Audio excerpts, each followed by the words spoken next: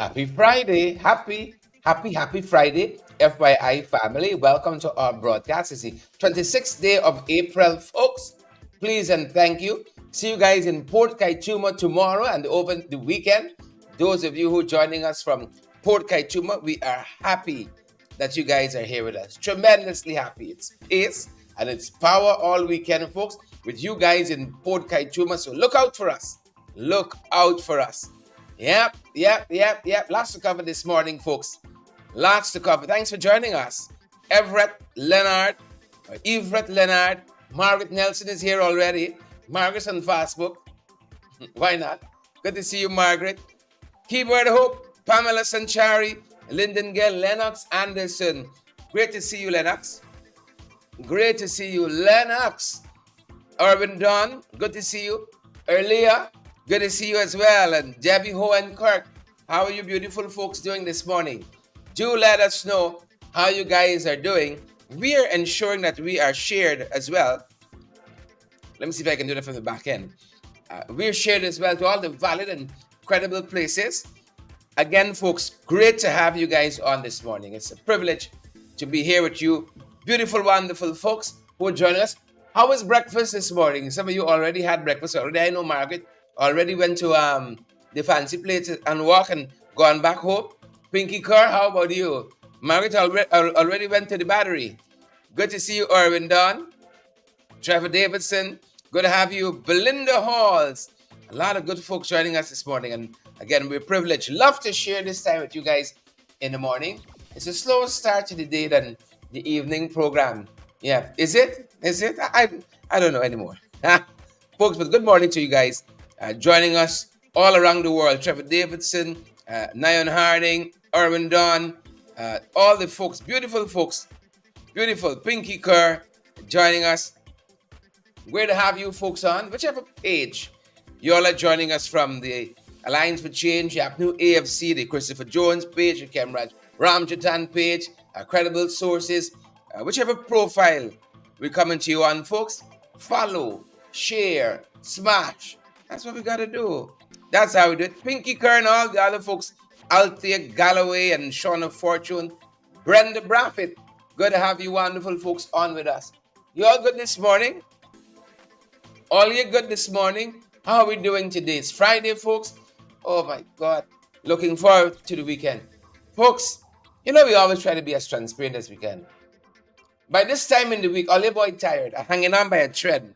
We've done so many programs, so much running around to get the valid, incredible information. All your boy tired, but I got to fire up because we got a weekend in Port Kaituma. If you know folks who are living there, tell them look out for us. Look out for us. They can see a couple of us in Port Kaituma. Would love to meet with folks and to see what's happening there, to get their feedback, just to spend a moment or two with some good folks. So look out for me in Port Kaituma, PK. This weekend is Region 1. It's a sub-region in Region 1. And I'm looking forward to seeing some of you on the ground there. Slippers on the ground, boots on the ground, stilettos on the ground. Whatever you got to put in the ground, we welcome you. Rena Cummins, good to see Rena Cummins on the live this morning. Big shout out to Rena. Yvette Gordon is here too, and June Cameron. June says, we outside. Yeah. We are. Eula Lafferman Rubens. See, I remember Eula. You ain't got it there in the name. I remember. I got the temperament of a historian, you know. I have the temperament of a historian. So I had breakfast earlier. Yeah, that being said, folks, June Chase, Wendy Hudson, Naomi Drucker, good morning to you too. Something to write home about. Sharmila, Simeon Carter, one of the beautiful folks you'll meet in Kokwani. If you go to Kokwani, you don't meet Shamela. You sample all of this Kokwani. Beautiful folks. Shamela Carter out of Kokwani. Beautiful family. Oh yes, beautiful family. You know, I try to surprise Shamela when I went up to Kukwani. She said, "Don't hear you coming." I don't hear you coming. Maureen Williams, good to see you. Shamela and the entire family, the entire APNU AFC fraternity and movement in Kukwani, our beautiful counselors there. Good morning to the PEP counselors there in Kukwani as well. Coretta Fraser, Kingston, Magnell Barrow. Folks, by the time we wrap up this morning in another 45 minutes or so, we're going to be running off to a press conference. Apology has a press conference today. No, they've just come back. They've just came back from Switzerland, and they have a press conference this morning at 9:30. And so we want to pack up a little early and get out of that so we can bring you folks the valid and credible information, of course. That's how we want to do. Valid, credible information. Jeremy Collins, how are you folks doing? How are you beautiful folks doing this morning? You know, let's get a move on with some of these things we're covering this morning. Good folks.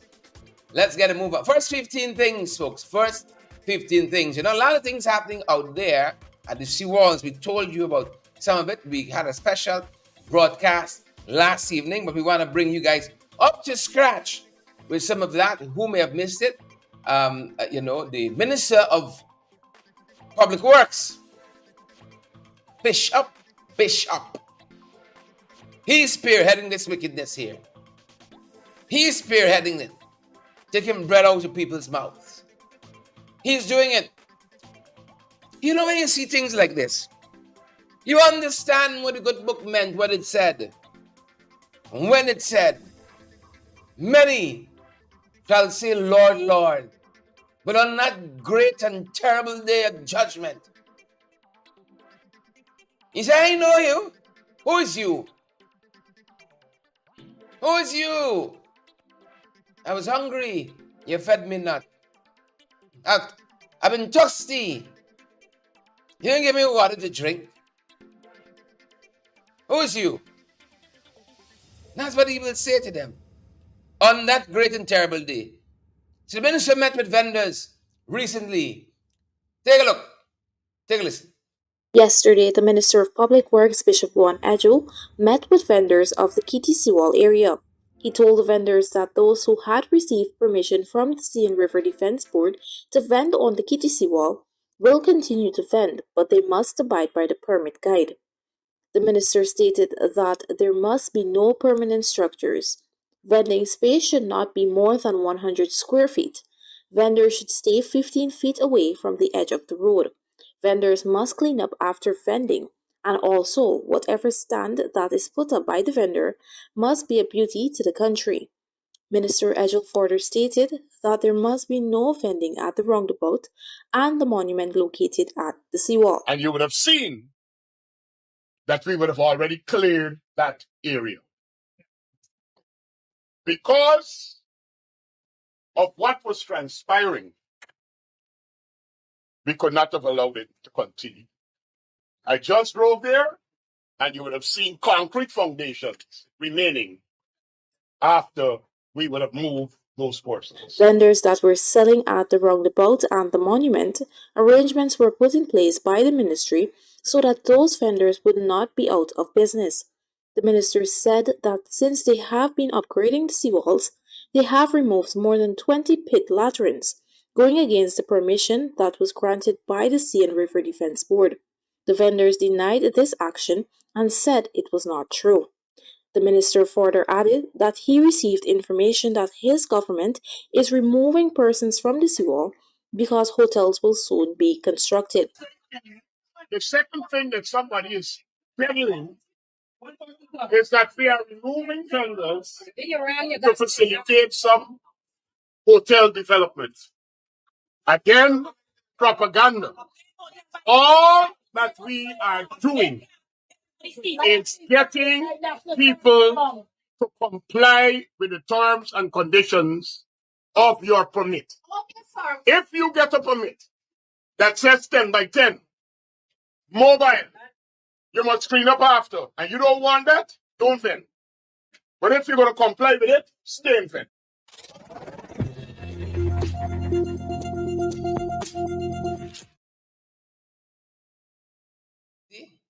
You think them boys easy? Good morning, folks. Welcome. We started with the first 15 things. And that is what transpired yesterday, day before yesterday. Minister One Edgel meeting with those vendors out there.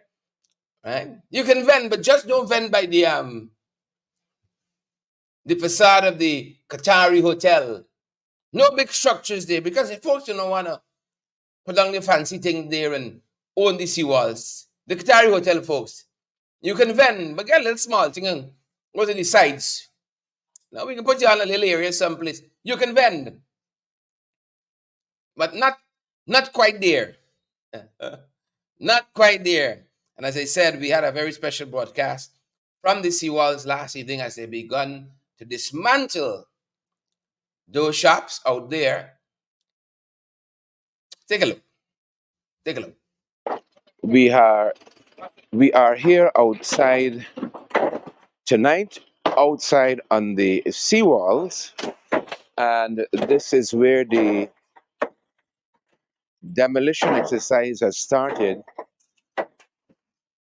These various stalls here. There are a number of persons out here, as you can see, and a number of stalls are being taken down. This is the day the gentlemen here were, folks out here, the vendors, were kind of guarding against. Didn't want to see this day come, but it is here. And a number of men, no doubt, from the Ministry of Public Works are out here. And no fault with these guys out here. They're doing what they have to do. But what you are seeing here, this is a number of livelihoods being dismantled. And I'm going to walk you through as coherently and systematically as I can some of what you'll be witnessing out here this evening. Again, a very, very special edition of In the Ring. We are on the seawalls here in downtown Georgetown, for those of you who are watching from overseas. Yeah, welcome back, folks. That's what happened. That's what we saw last evening.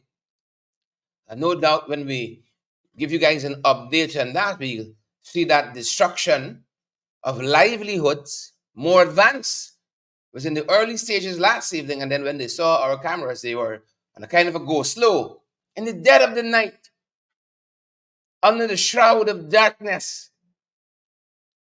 as thieves in the night. That's how they come. That is how they come. Folks, welcome to our broadcast, those of you who are now joining us. In addition to that, I think it's one thing happening. So it's fighting those vendors there. And then at the tender and procurement level, the tender and procurement level in this country is corruption happening. Because everybody can eat a bread, make a bread, eat a food in this country. And the bread isn't even heavy. Yeah, if you do get a chance to make a bread, people can't eat the food, only some. It's always a small cabal under this People's Progressive Party civic administration. Any iteration of the government is always friends, family, and friends. It's a little batch of them. A little batch of them. And you all know we've been examining the Tupou contract. Oh, the glaring inconsistencies there. And I want to thank those media houses like Sabuk News, Kaichur News, who's been on the forefront, reporting on these matters. Yeah. Yesterday, the People's National Congress Reform, in their press conference, called for an investigation of MPTAP, the National Procurement and Tender Administration Board, called for an investigation of this organization. They seem to be doing things their own way, not according to the laws of this country. They seem to have gone rogue. But that's how the PPP operates. That is how the PPP operates. They do not like structures. They do not like order. So when I heard Edgel out there talking to the vendors about order and lawlessness from a government that is lawless, how many times we've heard the courts in this country pronounce the government has been unconstitutional, acted unconstitutionally, overreached. How many times? But they come to lecture the vendors about being lawless. They come to lecture the vendors. What hypocrisy from the bishop. What hypocrisy from them. The Procurement Commission, all of the government commissioners should resign. And the whole MPTAB should resign. Dereliction of duty. Total dereliction. Total dereliction of duty. Take a look at what the chairman of the PNCR, the Honorable Member of Parliament Sherwin Holder, said yesterday on this matter. Take a look, folks. Take a listen. We call for a full investigation of NPTAB and the public procurement system. The findings of the Public Procurement Commission, PPC, on the Tupou contract for the construction of the Bellevue pump station have outraged Guyanese across the political spectrum. We in the opposition firmly believe that the Tupou contract scandal is only the tip of a large iceberg. Indeed, NPTAB was barefaced enough to inform the Public Procurement Commission that it awarded similar pump station contracts to others who also did not have the experience and prerequisites. We are convinced that breaches of the procurement laws and the award of contracts to the friends, families, and favorites of the People's Progressive Party government occur regularly and are in the tens of billions of dollars. We therefore believe that calls for only a criminal investigation of the evaluation committee for the Tupou contract or the revocation of the contract fail to recognize the magnitude of the mismanagement, corruption, and political interference in the contract award system under the PPP. Nothing short of radical overhaul and total cleansing is needed. Guyanese must note that the government's entire capital budget is processed through the public procurement system. We are dealing with hundreds of billions of dollars annually. In 2023, the capital budget was $388 billion. In 2024, it is a galloping $666 billion, approximately 58% of the entire national budget. Let us recall that the award of government contracts was a Herd-Manson issue, meaning that in the aftermath of the 1997 elections and public protests, the award of contracts was explicitly identified by all stakeholders as a matter of central importance for race relations, social justice, and equal opportunity in Guyana. In the 1999 constitutional reform agreed, therefore, to establish the Public Procurement Commission as a body with constitutional powers to address this national problem. But the PPP, during its previous term in office, thwarted both the establishment and the functioning of the Public Procurement Commission. In fact, it was under the coalition government in 2016 that the Public Procurement Commission was re-established after an absence of a decade under the People's Progressive Party. Given the PPP's track record, it is no wonder that the government's only response on the Tupou contract scandal was to say, through its Minister for Finance, that it wishes, and I quote, to assure the Guyanese public that this PPPC government, led by His Excellency President Dr. Irfan Ali, remains firmly and unwaveringly committed to good governance and accountability, including through the maintenance and preservation of public bodies that can withstand scrutiny. End of quote. Sheer platitude, sheer hypocrisy. The government evidently regards Guyanese as either blind or fools, because the Tupou contract award and the other such dubious awards are merely the tip of the iceberg. We in the opposition calls for the following. 1, a full and thorough investigation of NPTAB and the public procurement system. 2, the enactment of legislation to give the public procurement clear-cut powers to revoke contracts and impose penalties whenever breaches, non-compliance, and fraud are discovered. 3, the urgent drafting and enforcement of regulations by the Public Procurement Commission using its powers under the current Procurement Act. 4, the termination of the Tupou contract in keeping with the position of former Public Procurement Commission Chair Carol Corbyn's remarks.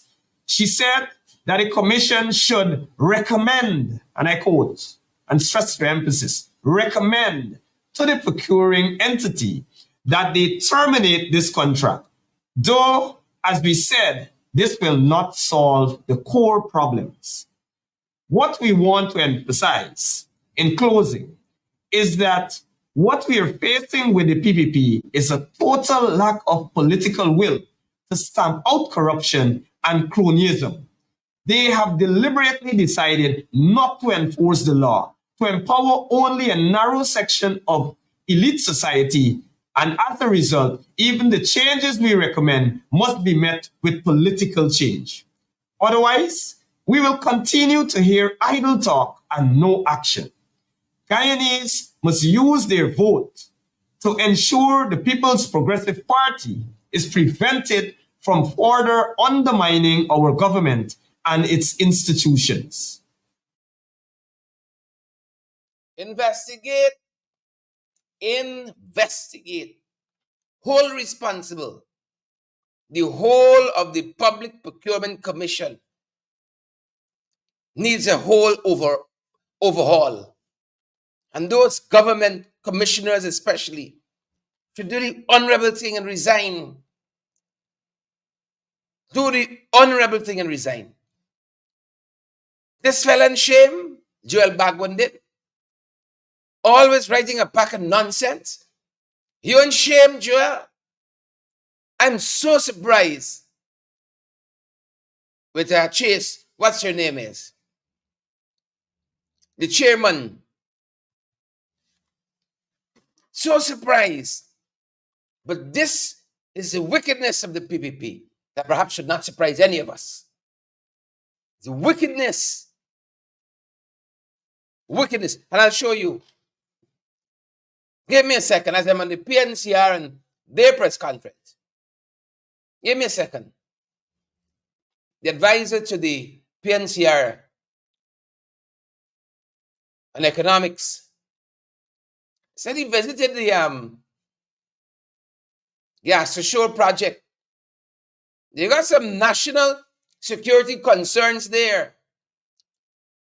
Let me pass this way as I'm on the PNCR. Got some national concerns there. Now them boys and two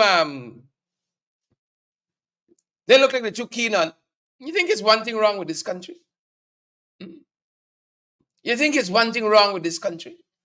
The PPP is treating national security very casually. When last you hear Essequibo is we own? Irfan had promised a massive public relations campaign last November late November, early December. Oh, if you see them scurrying into schools and so on, oh, they're wearing the wristbands with the map and all of that. Telling Guyana time. And it looks to them as though we dodged the bullet. The status quo remains. Y'all know the truth we're talking. The status quo remains. Slow says he took a walk by this gas to shore thing. It got some national security implications. Take a listen. There may be a lot wrong with Guyana's employment policies. At the same time, Guyana seems to be the least bothered by Venezuela's threats on the country's territorial integrity. The contractor for the construction of the power plant for the gas to shore is Venezuelan.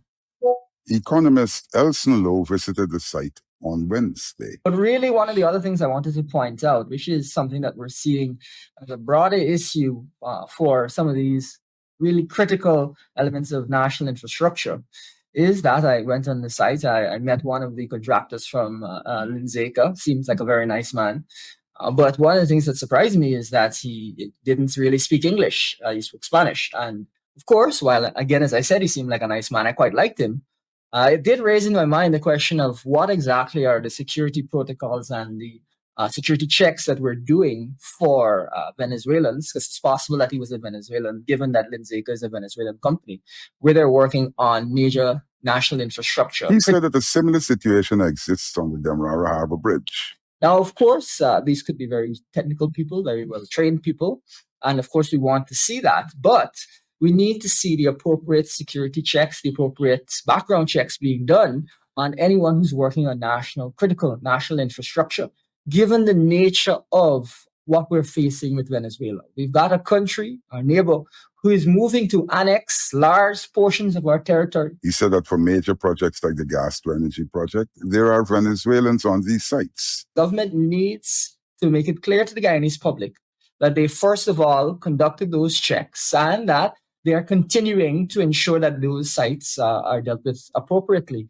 That includes fingerprinting and checks with international agencies to ensure that they know exactly who is active on these sites. He said that the government cannot be naive. There is need to look at the experiences of other countries. I recall that a port facility, which is deemed critical national infrastructure, there was an attempt by a Middle Eastern company to purchase the port, and that was blocked by a board in the United States, which is tasked with reviewing such acquisitions for national security concerns. Some viewers may also be aware that right now it is likely, or it seems possible, that TikTok, which is owned by a company that is owned in China, is potentially going to have to be bought over by American owners so as to prevent a national security risk. Lewis said that the government isn't treating with national security seriously. An indication that the government is naive, that the government does not really understand the seriousness of the situation that we face when it comes to our dispute with Venezuela, and that they, through their naivety, are putting Guyanese really at risk.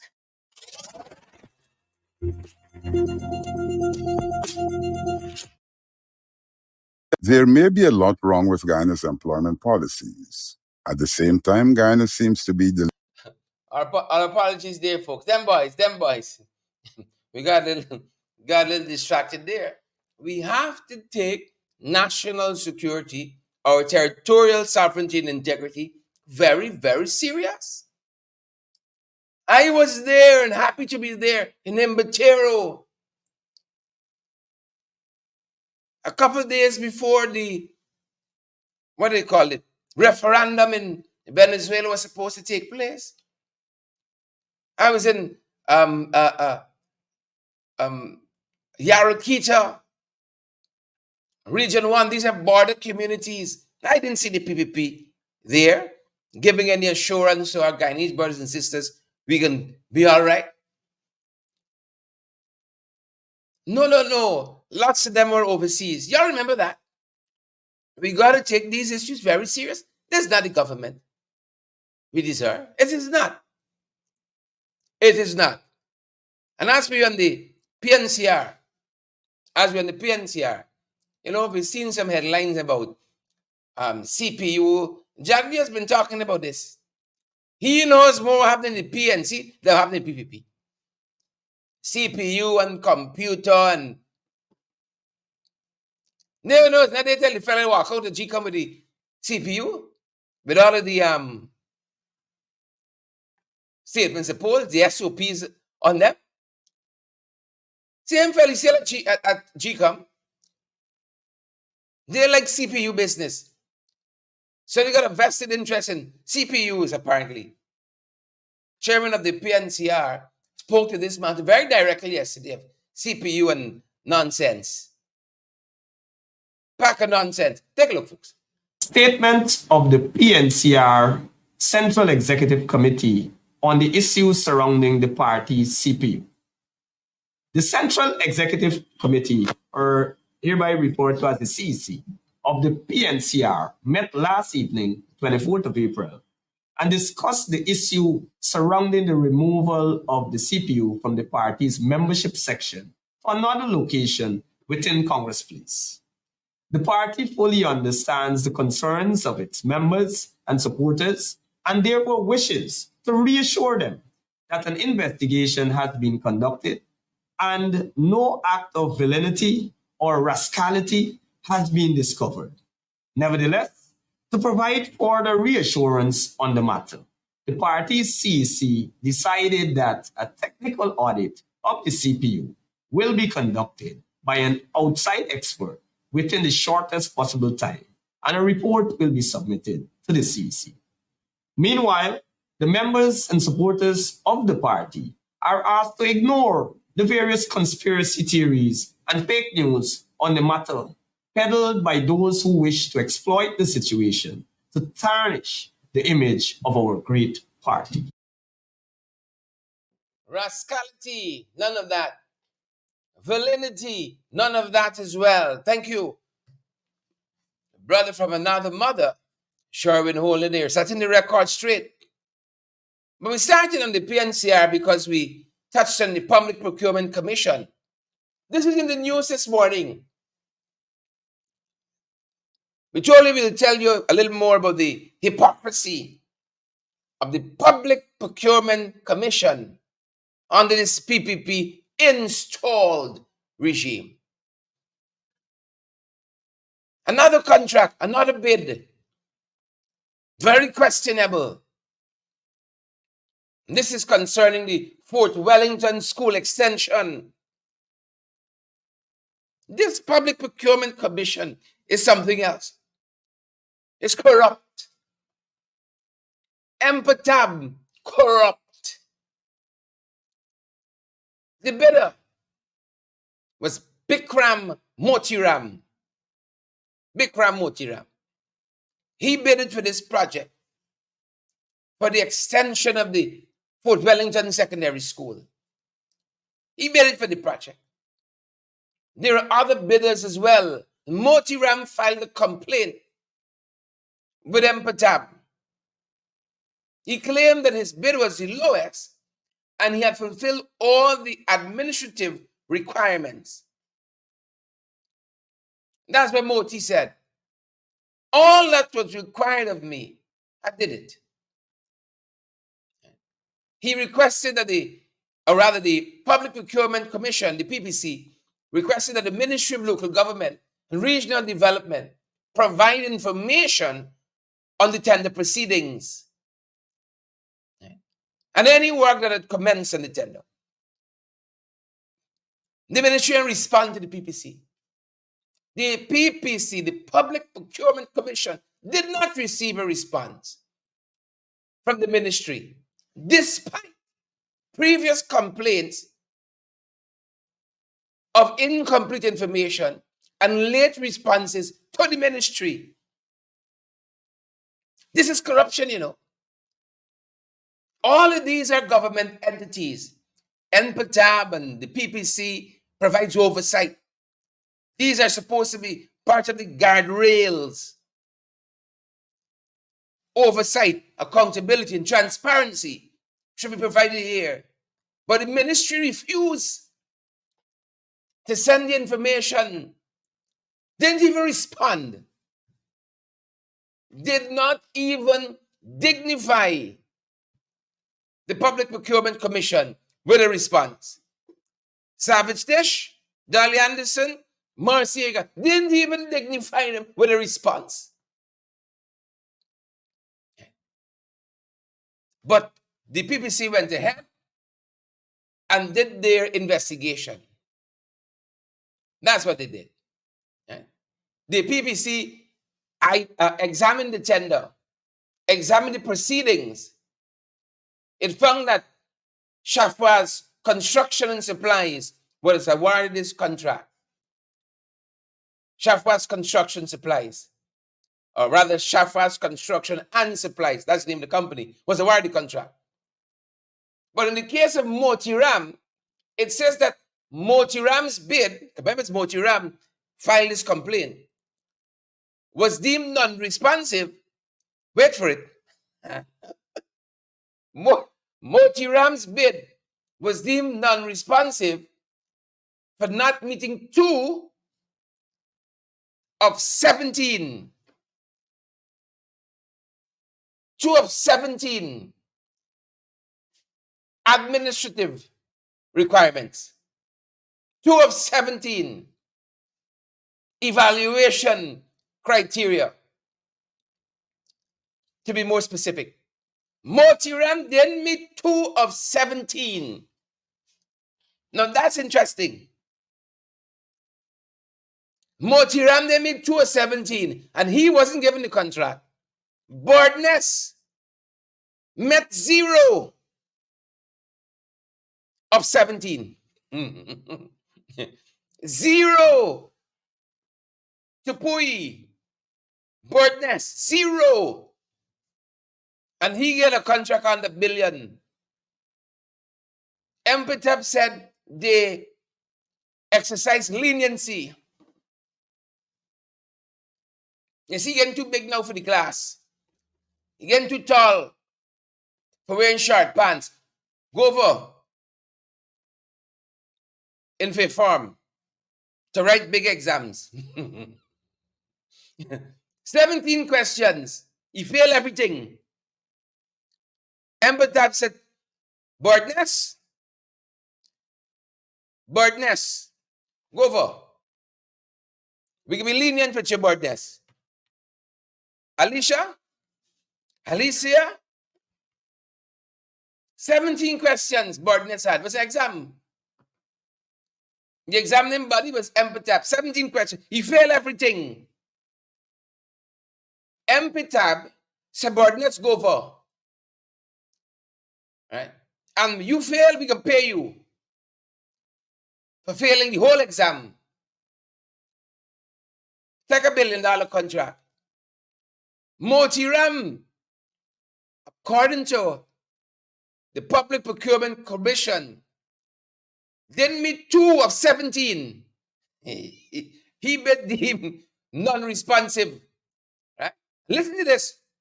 Because both the MPTAB and the PPC, there are implications for them here, how they corrupt. Here what the PPP said in this, as it was reviewing Motiram's complaint. As the PPC was reviewing MPTAB's work on the complaint. The Public Procurement Commission emphasized that the bidder, listen to this now, that the bidder must satisfy all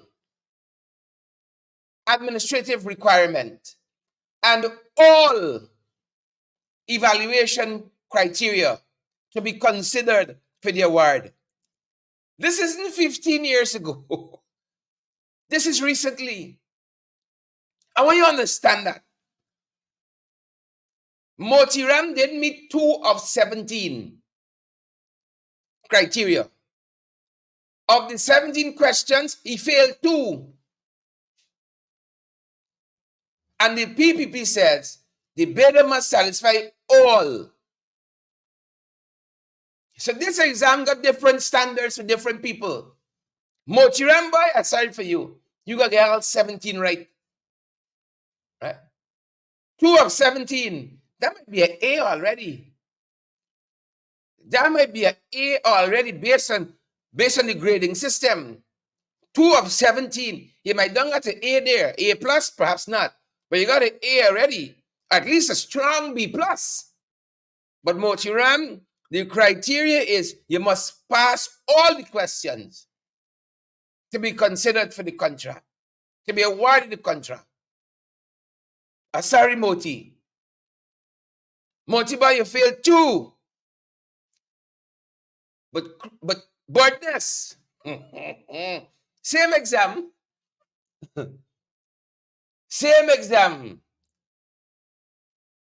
Boardness failed all the questions. I don't know how much more I could emphasize that. Boardness flunked. He only failed. He failed with style. He failed with style. And this question here, to tell you how the failing was bad. These questions here wasn't A, B, C, D, E. It wasn't multiple choice. You know, in an essay type question exam, sometimes the teachers look and instead of giving you half mark here, you know, forget something, take a half mark here. Was an essay type exam, I fail everything. It's like he had back the paper black. He failed everything. Tupou, Boardness, fail everything. Right? Not only that, Margaret was an invigilator. Margaret Nelson. Margaret was an invigilator. Margaret says he only failed was an open book. And he still failed. It was an open book exam. He still failed everything. He didn't just fail. He failed with style. It was an open book essay type question. And he still failed everything.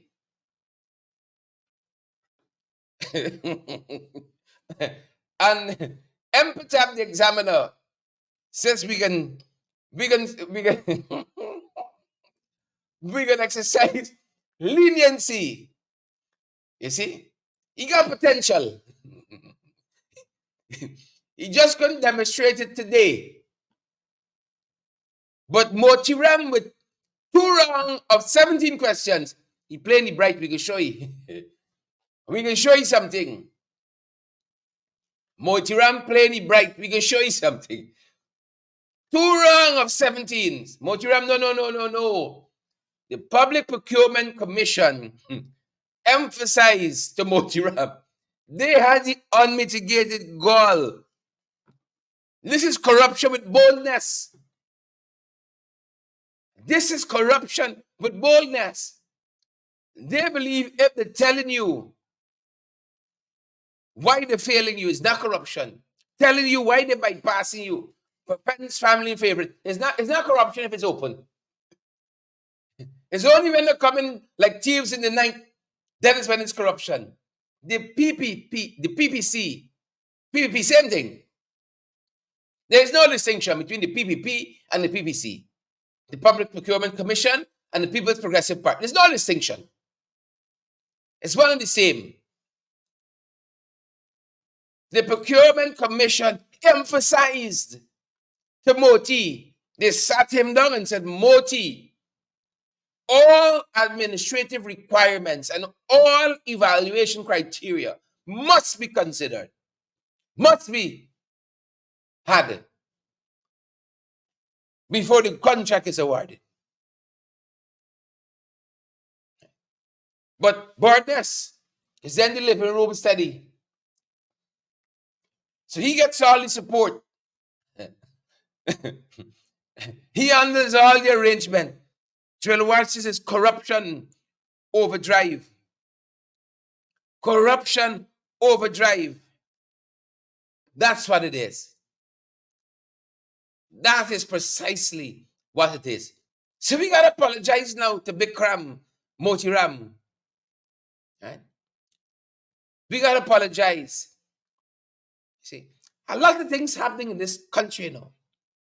But people stay quiet because they fear victimization. They stay very quiet because they feel the fear, the victimization. It's a little cabal, want everything for themselves. They don't see the pie as being big enough for all of us. And they don't believe that the rising tide must float all boats. No, they want their boats be the only boats not floating. Their boats must be the only boats. You talk about corruption? There it is. There it is. Talk about corruption. There it is.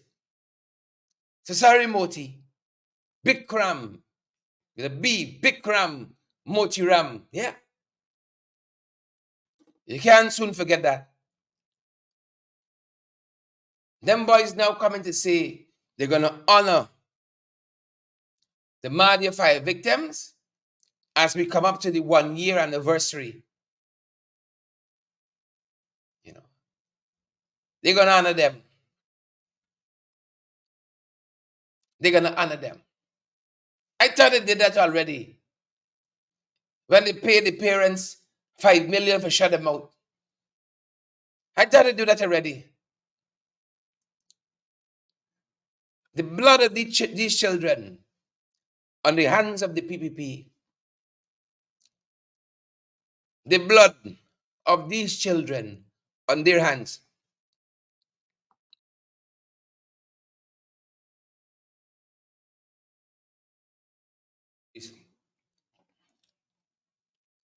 Apologies. The blood of these kids on their hands. They could have honored them by having a better COI. You have a COI and the Minister of Education is not called. Gloria Fraser, you think is one thing wrong in this country? You think it's one thing wrong in this one Guyana? Commissioner Cole, Gloria Fraser, Candidate Inderjeet, Carlton Smith. You think it's one thing wrong? Many things are wrong. 20 of our kids died under the PPP's watch. Their blood is on the hands of the PPP. Nobody has been held responsible. Nobody has been held liable. Take a $5 million and shut your mouth. Go in the corner. They want to come and say they're going to honor these 20 beautiful souls. How many GDF soldiers did we lose? How many? We can get the black box back before their 1-year death anniversary. We can know the contents of the black box before then, before they're honored. Similarly, their blood on the PPP hand as well. They have no shame. Yvette Madu. Margaret Nelson asked the question, where the black box? Well, the black box, probably need a black box to tell you the black box there. The black box must have had an accident too. So I hope they had a black box within the black box. We can know the contents of the black box before that anniversary elapses. They dragged the survivors of this Madhya fire out of the hospital for photo op. Out of the hospital on a cold, dark night for a photo op. You think they can be concerned with you and me? It's what's in their best interest. Not Bikram Motilal's best interest. want the PPP best interest for their survival. Is a minister still assigned to every surviving child? Is a minister still assigned? Do they get regular updates on the psychological state of these kids? Wicked government. Wicked government. Folks, I have to leave it here this morning. Have to leave it here this morning. And let's start talking about in parables. The black box. The black box from the dung chopper that is always recording the activities of the aircraft. I don't know if Annette is being facetious. The black box, they send the black box overseas for examination, like it lost in translation. So that's one of the things that's going to be happening. Region 3 got a pageant coming up. Interesting pageant. I just want to show you some of the other things quickly as we wrap up. On the trending this morning. Interesting. This pageant is open to anyone, including single parents, mothers, even. Interesting. Region 3 beauty pageant happening. Congrats to the organizers there. A couple of folks came together to empower, young women to embrace their talents, their confidence, and their leadership skills. And I want to congratulate the folks who pulled this together. Arthur Scott, Leota Green Watson, Calvin Roberts, Mitch Roy Garnett, and Andel Matheson. Congrats to you guys. Yeah, you got to do what you got to do. Wish the endeavor every success. This one here, hold on. Let me end here. I won't be able to skip through everything. Let me end here. It's so much wrong. Let me end on this note, folks. Let me end on this note. So the ministry built some houses. All right. Remember they say, they're building all these houses, 50,000 home or 50,000 whatever it is.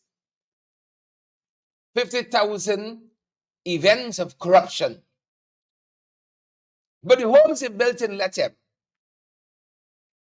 got some flaws, some defects, broken doors, inoperable flush toilets, a number of things wrong with the houses. Here's the story now. The PP government, they're going to say promise delivered. Right? According to what we were understanding. Then go and put a big poster, promises delivered. Homeowners have lodged complaints with the ministry, but were informed once the key handover, we have no responsibility for the homes. We can't help you. Once the contract with Morton is signed, we can revoke. It's privity now. It's sanctity of contracts. He failed the whole exam to get the contract, but he signed it already, so we can't do nothing. Maybe we say once the key handover, there's nothing we can do. The holy contractor responsibility, the holy contractors responsible. Yeah. Yeah. The home's got a series of defects in Lethem. The ministry of housing, manned by the PPP's Colin Crowell and Suzanne Rodriguez. Stevie, the key is out of our hands. Go, sir. With the all deficient homes. Yeah. You never flush the toilet and you water coming up. Yeah. Number defects. They say with the doors, it's swinging out and in. Right? You don't know if you're outside or you're inside. No. Promise delivered. Promise delivered. But the bar set low for the PP apparently. Corrupt! Corrupt! Corrupt! That's going to do it for us in this end, folks. That is going to do it for us in this end.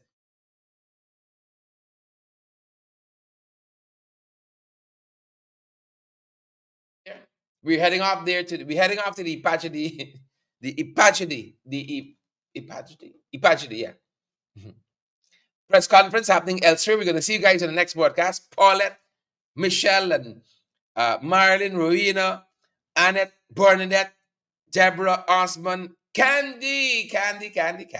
Folks, have a great day. We're going to see you guys in the next one. We are going to see you guys in the next one. Sonia Massey Cobbs, thank you. Thank you, Sonia, for those kind words. All right. Thank you.